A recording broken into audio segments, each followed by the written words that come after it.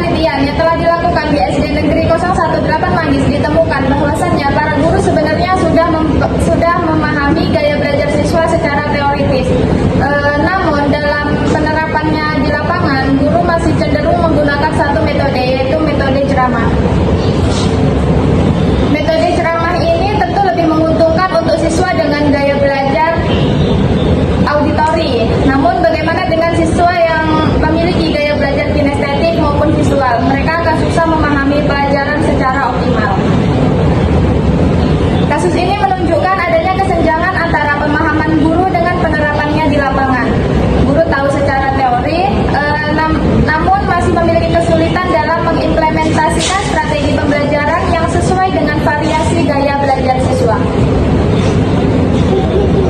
Nah, hal inilah yang kemudian akan menjadi permasalahan inti, bahwa meskipun guru sudah tahu pentingnya gaya belajar, kenyataannya mereka masih dominan menggunakan satu metode saja, yaitu metode ceramah, sehingga pembelajaran diferensiasi yang seharusnya menjadi tujuan, terutama dalam semangat merdeka belajar, belum sepenuhnya terpenuhi.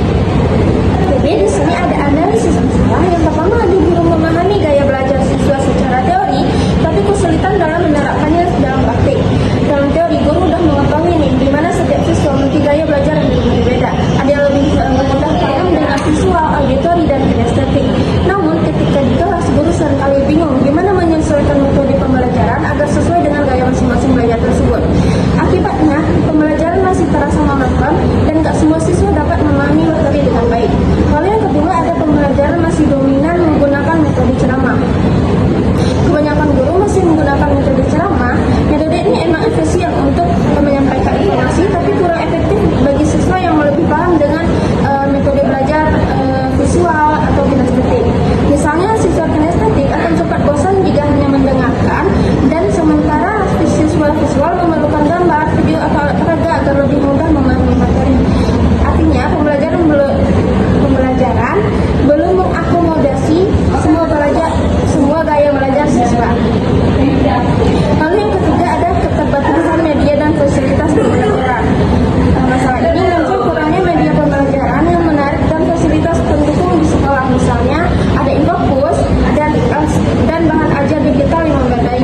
Hal ini membuat guru sulit untuk melakukan variasi dalam kegiatan belajar mengajar. Akibatnya, suasana kelas menjadi kurang interaktif dan hasil belajar siswa tidak optimal. Nah, kemudian dari permasalahan tadi muncul beberapa dampaknya.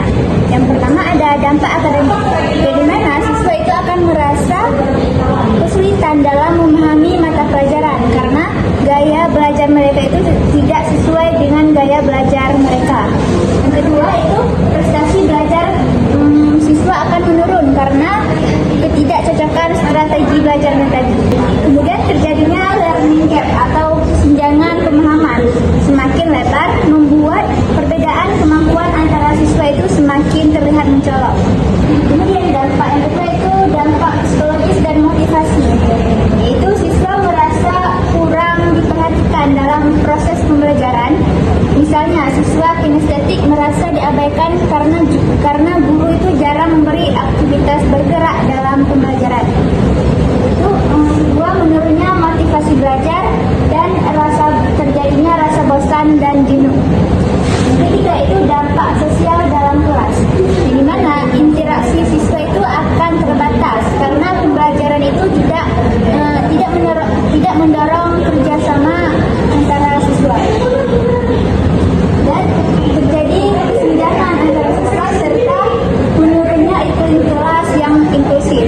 Dan yang terakhir, dampak jangka panjang, yaitu potensi siswa itu tidak berkembang maksimal, terutama bagi yang memiliki gaya belajar berbeda tadi. Misalnya, siswa berbakat seni tidak pernah diberi ruang untuk berkreasi sehingga bakatnya itu bisa terpendam. Kemudian resiko learning loss dan kualitas pendidikan itu bisa saja menurun. Baiklah teman-teman, di sini ada solusi. Nah, solusi dari masalah yang telah dipaparkan oleh teman-teman tadi dapat kita lihat. Yang pertama, ada pelatihan guru. Nah, yang dimana guru itu sebelum masuk kelas seharusnya menyiapkan misalkan materi dulu, materi apa yang cocok untuk pelajaran selanjutnya. Nah, Di sini yang dituju yaitu pemerintah dan sekolah itu perlu memberikan pelatihan atau workshop, yang dimana kayak misalkan guru ini perlu untuk meningkatkan pelatihannya, bukan cuma asal mengajar saja. Kayak misalkan kan dia kalau sekarang udah ada rencana pembelajaran, jadi di setiap rencana pembelajaran itu dia harus terstruktur supaya apa? Supaya apa yang mau disampaikan oleh guru tersebut tersampaikan dengan baik kepada siswa tersebut.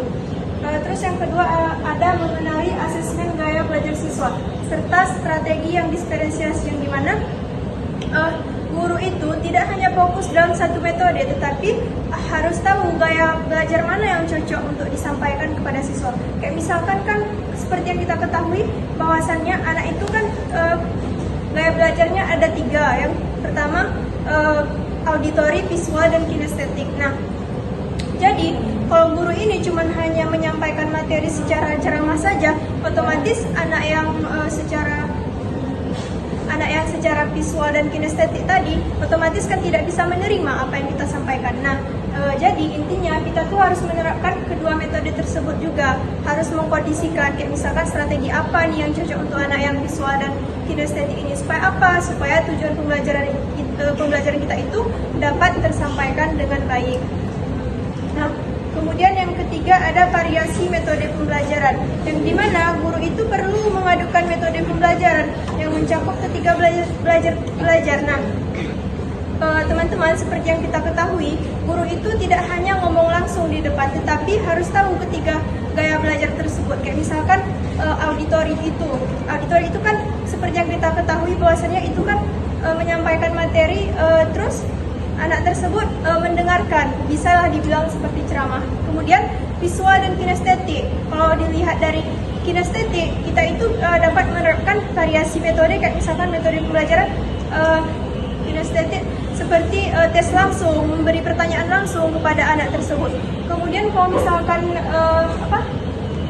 visual, kayak misalkan melalui gambar, kita dapat menerapkan kayak misalkan gambar-gambar yang terkait dengan pembelajaran, supaya apa? Supaya anak ini tahu apa yang kita sampaikan gitu. Terus yang keempat ada penggunaan teknologi, yang dimana guru ini harus memanfaatkan teknologi yang ada. Kayak misalkan di studi kasus tadi, guru itu hanya paham dalam satu metode saja, tapi bagaimana dengan anak yang kinestetik tadi? Jadi kalau yang visual tadi, jadi kan harus menggunakan gambar ataupun video-video interaktif gitu. Jadi kita harus menerapkannya, harus menyeimbangkannya, supaya apa? Supaya metode pembelajaran tadi itu tujuannya dapat disampaikan dengan baik dan benar. Kemudian yang kelima ada aplikasi pembelajaran dan simulasi untuk mendukung semua gaya belajar siswa, yang dimana guru itu harus menggunakan aplikasi pembelajaran. Kayak misalkan sekarang kan sudah banyak aplikasi-aplikasi pembelajaran, baik itu sejenis kuis atau apa gitu. Jadi itu juga dapat meningkatkan gaya belajar siswa. Kemudian yang keenam atau yang terakhir dapat kita lihat di sini ada asesmen awal siswa, yang dimana guru itu setiap masuk kelas harus ada melalui sistem diskusi dulu, kayak misalkan gitu. Jadi guru itu setiap masuk kelas nggak langsung ngomong bla bla gitu, langsung ceramah gitu. Jadi harus diskusi dulu, kayak misalkan supaya apa? Supaya tahu anak ini dia tuh lebih cocok ke metode yang mana gitu pembelajarannya. Mungkin sekian dari saya, selanjutnya akan disampaikan oleh teman saya. Terima kasih. Jadi kesimpulannya adalah kesulitan guru dalam menerapkan gaya belajar menyebabkan pembelajaran cenderung seragam dan kurang variatif. Dampaknya kebutuhan siswa tidak terpenuhi secara terpenuhi. Solusinya adalah pelatihan guru, variasi metode, penggunaan teknologi, dan asesmen gaya belajar agar pembelajaran lebih inklusif dan efektif. Guru menghadapi tantangan dalam menerapkan pembelajaran yang mengakomodasi berbagai gaya belajar, sehingga proses pembelajaran menjadi kurang optimal bagi semua siswa. Kebutuhan setiap siswa yang beragam memerlukan solusi yang komprehensif. Dengan adanya pelatihan, pemanfaatan teknologi, variasi metode, dan asesmen gaya belajar, pembelajaran dapat disesuaikan sehingga menciptakan lingkungan belajar yang lebih adil. ramah, dan mendukung perkembangan seluruh siswa. Mungkin ini saja materi yang dapat kami paparkan. Kurang dan lebihnya mohon dimaafkan. Jika teman-teman memiliki pertanyaan, silahkan tanyakan di kolom komentar. Di bawah ini ya guys. Sekian, wassalamualaikum warahmatullahi wabarakatuh.